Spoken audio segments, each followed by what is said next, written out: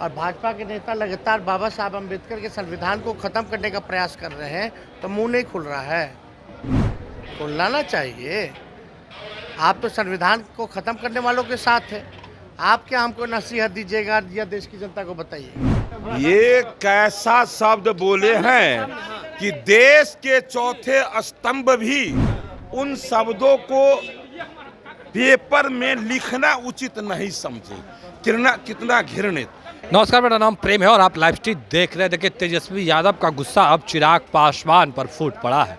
देखिए, चिराग पासवान पहले जो विपक्ष के नेता है यानी इंडिया गठबंधन को लेकर बयान देते हैं और अब तेजस्वी यादव भी चिराग पासवान पर बोल रहे हैं। उतना ही नहीं, बिहार सरकार में मंत्री हैं हरीश सहनी, मुकेश सहनी जिस तरीके से प्रधानमंत्री नरेंद्र मोदी पर बयान दिए थे, अब तेजस्वी यादव भी और हरीश सहनी भी दोनों, देखिए, जो इंडिया गठबंधन के नेता है वो एनडीए पर सवाल कर रहे हैं यानी तेजस्वी यादव, और एनडीए के नेता मुकेश सहनी पर बरस रहे हैं और तेजस्वी यादव यानी विपक्ष के नेताओं पर बरस रहे हैं। क्या कुछ कर रहे हैं, पहले आप वो सुने। जी, प्रधानमंत्री मोदी कह रहे हैं कि मुसलमानों को धर्म के आधार पर आरक्षण नहीं देंगे, दलित और पिछड़ों को वंचित नहीं होने देंगे। प्रधानमंत्री को जानकारी का अभाव है। अभी कर्पूरी ठाकुर जी को उन्होंने भारत रत्न दिया, लेकिन उन्हीं के विचारों को वो विरोध कर रहे हैं। जब पहली बार कर्पूरी ठाकुर जी मुख्यमंत्री बने थे तो जितने भी सामाजिक तौर पे पिछड़ी जातियां थी, चाहे किसी भी धर्म के हों, सबको पहली बार आरक्षण मिला था। इसमें तो जनता दल यूनाइटेड के नेताओं से पूछो ना कि वो इस पे क्या कहते हैं। कर्पूरी जी के निर्णय को गलत ठहराना क्या उचित है क्या? तो पहली बार उसी टाइम मिला था। चाहे किसी भी धर्म में जो सामाजिक तौर पे जो पिछड़ी जातियां थी, और मंडल कमीशन में भी 84 से 85 ऐसी पिछड़ी जातियां जो है उनको जो है मिला था, सिफारिश हुई थी। विजेंद्र यादव कह रहे हैं कि जमानत पे आप लोग घूम रहे हैं। विजेंद्र यादव पासवान कह रहे हैं जमानत पे आप लोग घूम रहे हैं। विजेंद्र यादव कह रहे हैं लालू जी और उनका बेटा तो क्या दिक्कत है? वही केस कराएं। वो तो कोर्ट ने हमको जमानत दिया है। यही लोग ना फंसाया है। कहाँ से? और 4 दिन पहले ही लोग क्या कह रहे थे, नीतीश जी की जानबूझ के ईडी या सीबीआई वाला इसके पीछे पड़ जाता है। अपने नेता का बात तो सुने हो। चिराग पासवान कह रहे हैं, चिराग पासवान ने कहा है कि 2020 तेजस्वी यादव को याद करना चाहिए। हमसे गलती हुई कि हम लोग अलग चुनाव लड़े, नहीं ज्यादा दहाई की बात नहीं करते। इस बार यही होने वाला। अरे भाई, वो सब छोड़िए ना उनकी बात। बेंगलोर में जो हो रहा है, कर्नाटका में, काहे नहीं बोल रहे चिराग पासवान? और हम तो चिराग पासवान जी को बोलते हैं। आप तो कहते थे कि संपन्न जो दलित है उसको आरक्षण छोड़ देना चाहिए। तो संपन्न दलित है तो आरक्षण क्यों नहीं छोड़ रहे? और भाजपा के नेता लगातार बाबा साहब अम्बेडकर के संविधान को ख़त्म करने का प्रयास कर रहे हैं, तो मुंह नहीं खुल रहा है। खुलना ना चाहिए। आप तो संविधान को ख़त्म करने वालों के साथ हैं। आप क्या हमको नसीहत दीजिएगा या देश की जनता को बताइएगा।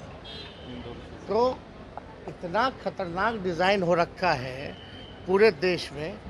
चंडीगढ़ में कितना बड़ा बेईमानी हुआ, बीजेपी को कैसे जिताया गया, सुप्रीम कोर्ट का फटकार सुने, क्या हुआ आखिर? रद्द किया गया। इंदौर में जो व्यक्ति था, प्रत्याशी था, उस पर 3 दिन पहले 307 का मुकदमा डाल करके उससे वापस करा लिया गया, डरा करके। सूरत में तो खरीद लिया गया। खजुराहो में समाजवादी पार्टी के प्रत्याशी को नामांकन रद्द कर दिया गया। यानी लोकतंत्र के लिए सबसे खतरनाक बात है कि जनता को भी अपना एमपी चुनने का अधिकार ये नहीं दे रहे। इससे खतरनाक बात और क्या हो सकती है, जहां आपको मौका ही नहीं मिल रहा कि आप अपना प्रतिनिधि को चुनें। सब कुछ वही तय कर रहे हैं। ये तानाशाही नहीं तो और क्या है। कल जेपी नड्डा, राजनाथ सिंह भी आ रहे हैं। और लोग को बुला लें, विदेश से ट्रंप को बुला लें, पुतिन को बुला लें। सर, मुकेश सहनी जी का, मुकेश सहनी जो है अपने प्रधानमंत्री को पिछड़ा बताया है, अब शब्द कहा है। ये कैसा शब्द बोले हैं कि देश के चौथे स्तंभ भी उन शब्दों को पेपर में लिखना उचित नहीं समझे। कितना घृणित। लेकिन इस व्यक्ति को पता नहीं है ये कभी बोले थे कि आरजेडी हमारे पीठ में खंजर मारने का काम किया, और मैं कहता हूं कि ये व्यक्ति राजनीति में जिसने जन्म दिया उसके भी पीठ में खंजर मारा है। और जिस भारतीय जनता पार्टी ने एक बेहतर पहचान दिया 11 टिकट दे करके, उसको भी पीठ में खंजर मारा। इसने कहा कि सरकार से भी हमको खतरा है हमारे जान पर, हमको आपका सुरक्षा चाहिए। वो सुरक्षा देने का भी काम हमारी पार्टी, हमारी सरकार ने किया कि भाई निषाद का लीडर है, ये समाज को सुरक्षा चाहिए, इनके लीडर को वो देने का काम किया हर जगह। लेकिन ये जिस निषाद के नाम पर आए, उस निषाद को कुछ भी रिटर्निंग दिए क्या? कहीं भी। जब ये इनको 3 टिकट मिला था लोकसभा का, उस 3 में एक भी टिकट निषादों को दिया क्या? 11 टिकट मिला, उस समय दिए क्या?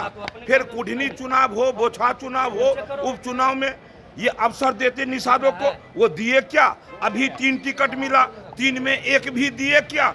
कहीं पर जिनके नाम पर ये आए, किन्हीं निषाद को ये अवसर नहीं दिए, तो अब वो निषाद इसको अपना क्यों मानेंगे? लेकिन मंत्री जी अब शब्द कहा है प्रधानमंत्री जी को, तो आप यही तो समझिए, आज इनके अपशब्द कहे जाने पर बिहार के तमाम निषाद समाज, हमारे मछुआ समाज बहुत शर्मिंदित है, मर्माहत है।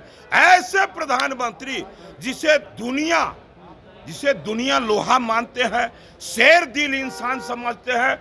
अरे 370 के बारे में लोग बोलते थे कि जो छुएगा जलेगा, खून की नदियां बहेगी, मच्छर भी ना मरा, और 370 हटा।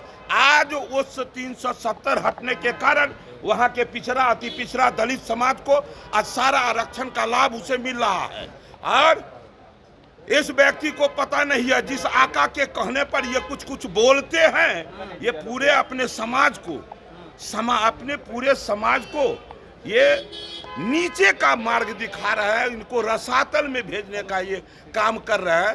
कर्नाटक में तो अति पिछड़ा में अधिकांश निषाद समाज है, और वहाँ अति पिछड़ा निषाद का हक काट करके, आरक्षण काट करके एक खास समुदाय को दिया जा रहा है। अपने आका को क्यों नहीं कहते हैं कि वहाँ बोले, आवाज उठावे?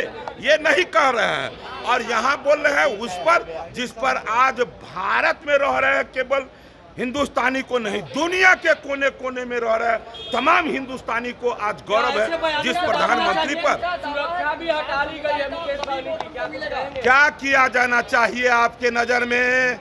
जो व्यक्ति इतना खुदगर्ज हो, अपने कुर्सी के कारण अपने राजनीति गुरु को भी पीठ में खंजर मारता हो, अपने प्रधानमंत्री, गृह मंत्री को जो देश के राजनीति के चाणक्य कहे जाते हैं, उनके भी पीठ में खंजर मारता हो, अपने समाज के भी पीठ में खंजर मारता हो, तो उसके साथ कैसा व्यवहार होना चाहिए?